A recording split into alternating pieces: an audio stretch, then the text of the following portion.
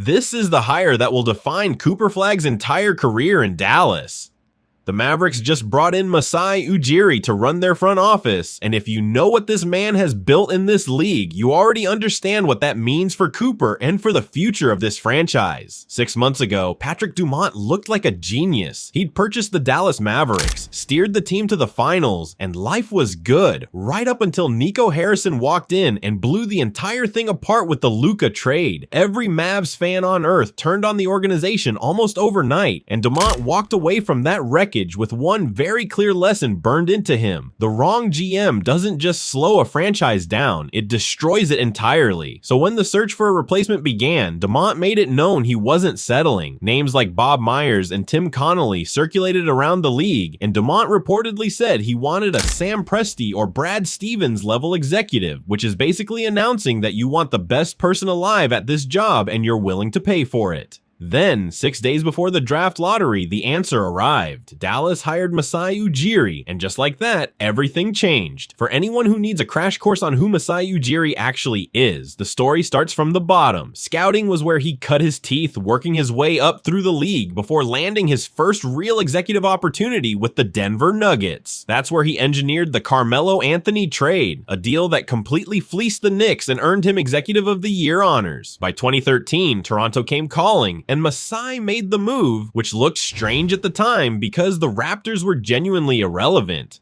5 years without a playoff appearance, one playoff series win in the entire history of the franchise, and a reputation as a place where stars showed up only while plotting their escape. Toronto wasn't a destination. It was somewhere players ended up on their way somewhere else. What Masai built there over the next 12 years rewrote that entire identity. 8 playoff appearances, 9 playoff series wins, and in 2019, an NBA championship delivered through a trade that his own locker room hated when he made it. Sending DeMar DeRozan, Jacob Peltl, and a first-round pick to San Antonio for Kawhi Leonard felt reckless to almost everyone watching, and DeRozan was so beloved in Toronto that Kyle Lowry refused to speak to Masai for half the season afterward. None of that stopped him. The Raptors beat the Kevin Durant Warriors, won the title, and Masai Ujiri's name landed among the best executives the sport had ever seen. Here's the thing though, if his resume reads that cleanly, why did Toronto cut him loose less than a year ago? That question deserves a real answer because the honest version of it shapes everything about what comes next in Dallas. After 2019, the Raptors collapsed. 4 missed playoff appearances in his final 5 seasons, a record of 171 wins and 229 losses over that stretch, which works out to essentially a 10 seed running in place for 5 straight years. Scottie Barnes was a great draft pick, but building a real contender around him never happened. Fred VanVleet, Kyle Lowry, Pascal Siakam, all 3 of them stuck around longer than they should have, and the roster never got properly reshaped. A local Toronto reporter described the situation plainly: missteps, questionable asset management, poor communication, and player development that stalled across the board. Rival executives around the league added another layer, describing Masai as difficult to deal with, and pointing to an ego that his championship success had inflated. When the winning stopped and the ego stayed the same size, a new ownership group paying $15 million a season ran out of patience quickly. What nobody should dismiss, though, is the theory about why the losing actually started. Masai builds genuine relationships with players. He gets attached, loyally and emotionally, in a way that most executives in this league deliberately avoid. That quality is part of what makes him good, what makes players want to play for him, and organizations want to build around him. And it may also be exactly what kept him holding on to Lowry and VanVleet and Siakam for years past the right moment to move on.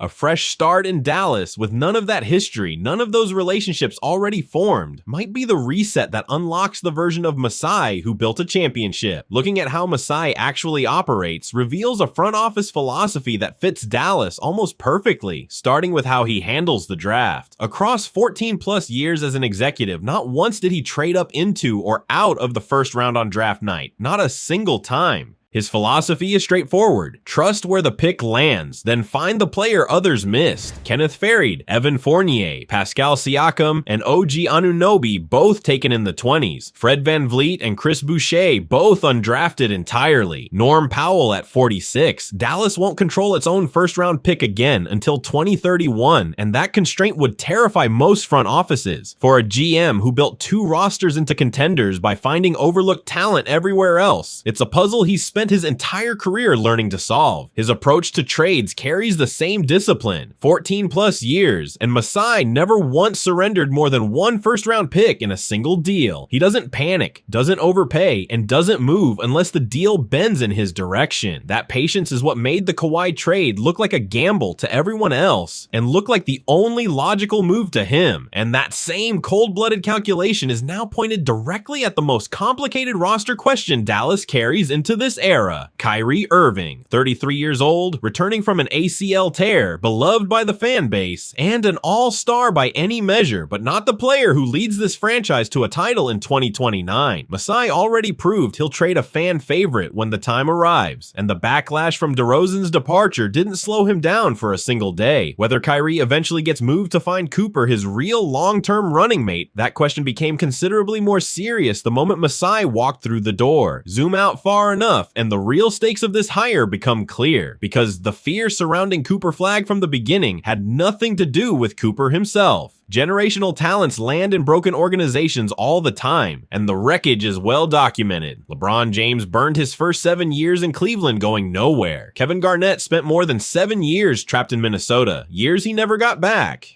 Cooper arrives in Dallas without baggage, with the maturity and focus that make him the kind of player a franchise should be desperate to protect, and what he deserved was the kind of infrastructure you see in Oklahoma City, in Boston, in San Antonio, organizations where the culture matches the player's level. That was the worry. Dallas, fresh off the Luka disaster, did not look like that place. Masai choosing Dallas anyway is what shifts that calculation. He had options, other front offices had openings, and his reputation, despite the Toronto decline, still carries weight around the league. Instead, he looked at a franchise without draft capital until 2031, carrying a 33-year-old star recovering from major surgery, led by an owner who'd already survived one catastrophic front office decision and decided that's where he wanted to work. That decision communicates something about Cooper that anyone who's watched closely already suspected. It also communicates something about Patrick Dumont that often gets buried under the memes and the jokes about the Luka trade. Dumont trusted Nico Harrison because Nico had a track record worth trusting, building the 2023 roster, acquiring Kyrie Irving, landing PJ Washington and Daniel Gafford. Those were real moves made by someone who understood the game. Dumont didn't know basketball well enough to override him, and so he didn't, and that blew up spectacularly. But the lesson Dumont took from it wasn't to start meddling more. It was to find someone better and then actually let them work. Meddling owners wreck franchises quietly over years. James Dolan built a masterclass in that. The best ownership situations are the ones where the right people get hired and then trusted to do the job. And Masai Ujiri accepting this position suggests he believes Dallas is moving toward that model. The Nico Harrison era is finished, and the Masai era begins now, with Cooper Flagg's career trajectory attached directly to how it unfolds. Over 14 plus years, Masai turned a franchise nobody cared about into a world champion, found elite contributors in spots where other front offices weren't even looking, made brutal roster decisions without flinching when the moment demanded them, and built winning cultures from nothing in 2 different cities. Dallas has Cooper, has Kyrie, has a lottery pick arriving shortly, and now has the executive who did all of that sitting in the front office. For the first time since the Luka trade fractured this fan base, there's a genuine, grounded reason to believe in what this franchise is becoming. And for Cooper Flagg, who deserved to land somewhere that would meet him at his level, this looks like exactly that place.